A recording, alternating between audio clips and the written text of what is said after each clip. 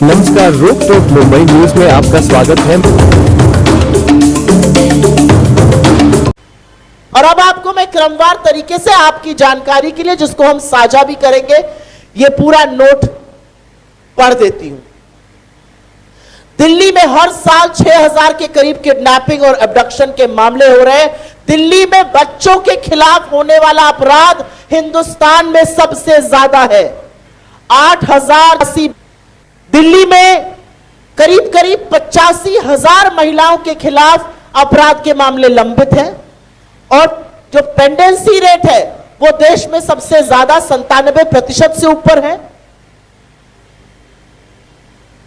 दिल्ली जैसे छोटे राज्य में हर साल 4,30,000 लोग अपराध का शिकार हो रहे हैं और यह चुनावी मुद्दा नहीं है। इस पर नहीं भिड़ते अरविंद केजरीवाल और भारतीय जनता पार्टी। इसको बोल दो तो जुगलबंदी होने लगती है, डुएट गाने लगते हैं। जब अपना मामला आएगा तो एलजी के यहां जाकर पैर पसारकर आप बड़ी बड़ी बातें करते हैं, तब आप धरना देने का ढोंग करते हैं। लेकिन जब महिलाओं का, बच्चों का, आम जन की सुरक्षा का मामला आएगा तो आपके मुंह पर ताला लग जाता है। क्यों? क्या महिलाओं का सम्मान, क्या महिलाओं की सुरक्षा, क्या बच्चों की सुरक्षा आपकी जिम्मेदारी नहीं है?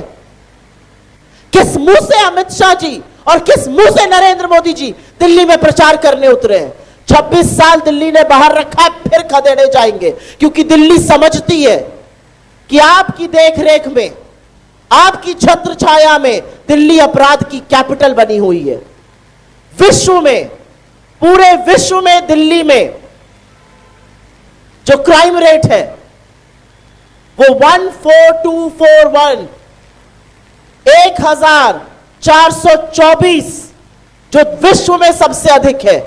जो क्राइम रेट विश्व का औसतन 258 है, दिल्ली का 1400 से ऊपर है। इसके लिए कौन जिम्मेदार है?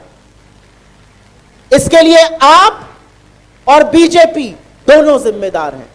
और इससे पहले कि आम आदमी पार्टी ये रोना रोए, क्योंकि रोना रोने की आदत है कि हम क्या करें, हमारे पास तो पुलिस नहीं है। अरे बगल के पंजाब में आपको पुलिस और प्रशासन दोनों मिला है। क्या हाल कर दिया आपने पंजाब का। असलियत यह है कि पंजाब के थानों में आज बम चल रहा है। असलियत यह है कि पंजाब की सुरक्षा व्यवस्था, कानून व्यवस्था पूरी तरह से ध्वस्त कर दी है। और जो लोग दिल्ली में वापस लौटने का दावा कर रहे हैं, जिनको 26 साल तक बाहर रखा गया, उनका लेखा जोखा, उनकी कलई मैंने ऑलरेडी खोल दी। अमित शाह जी को यह ज्यादा चिंता है कि एक 21 साल की लड़की किसी चीज पर बोल दे तो उसको दिल्ली पुलिस पकड़ने बेंगलोर पहुंच जाती है। लेकिन अमित शाह को यह चिंता नहीं है कि दिल्ली की हर महिला आशंकित है, आतंकित है, परेशान है, मैं घर से निकलूं मेरे साथ कुछ हो ना जाए।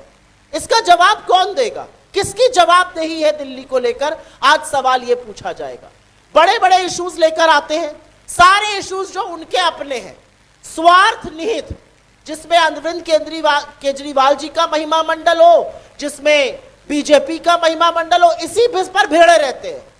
अरे दिल्ली समझ रही है, दिल्ली समझ रही है कि मुद्दों की राजनीति से आप कोसों दूर है। आप फर्जी वादे करते जाइए। दिल्ली पूछना चाहती है 11 साल में क्यों नहीं कर दिया ये सब। दिल्ली पूछना सवाल क्यों नहीं उठाया। और एक अंतिम बात कहकर अपनी बात समाप्त करती हूं। 2012 में आप ही की तरह पत्रकार थी और पूरी निर्भीकता से ये जानते हुए कि केंद्र और दिल्ली की सरकार हर वो कदम उठा रही है जो निर्भया के अपराधियों के खिलाफ उठाना चाहिए, ये जानते हुए कि रात को 2:30 बजे जब निर्भया इलाज के लिए सिंगापुर जा रही थी तो टारमैक पर इस देश के प्रधानमंत्री, दिल्ली की मुख्यमंत्री और सोनिया जी मौजूद थे।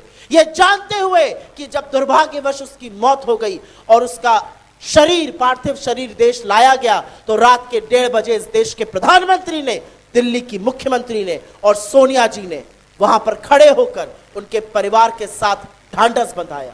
यह जानते हुए कि राहुल गांधी जी ने निर्भया के भाई का भरण पोषण का भार उठाया और कभी मीडिया में स्टोरी प्लांट नहीं करी कि उनका महिमा मंडन हो। यह सच भी तब सामने आने दिया गया जब निर्भया की मां ने खुद इस पर बोला कि मेरा बेटा पायलट आज राहुल गांधी की वजह से बना है। यह जानते हुए, यह सब जानते हुए, एक पत्रकार होते हुए दिल्ली के इंडिया गेट पर खड़े होकर पत्रकारिता करी, सवाल पूछे, लेकिन कभी देशद्रोह का मुकदमा नहीं लगा हमारे सामने। और अपने इर्द गिर्द बीजेपी वालों को देखा, अपने इर्द गिर्द आप वालों को देखा, लेकिन पिछले 11 साल से एक बार भी ना एक बीजेपी के मुंह से चू निकली, ना एक आपके मुंह से शब्द निकला और बेधड़क अपराध बढ़ता रहा। जो गुना अपराध राष्ट्र की राजधानी दिल्ली में जो 80,000 होता था 2013 में, वो 3,20,000 पार कर गया और इनमें से किसी के कान पर जू नहीं रहेंगी। आज सवाल यह है कि दिल्ली अपराध को बेधड़क होने पर, अपनी सुरक्षा पर आशंकित रहेगी या एक बड़ा फैसला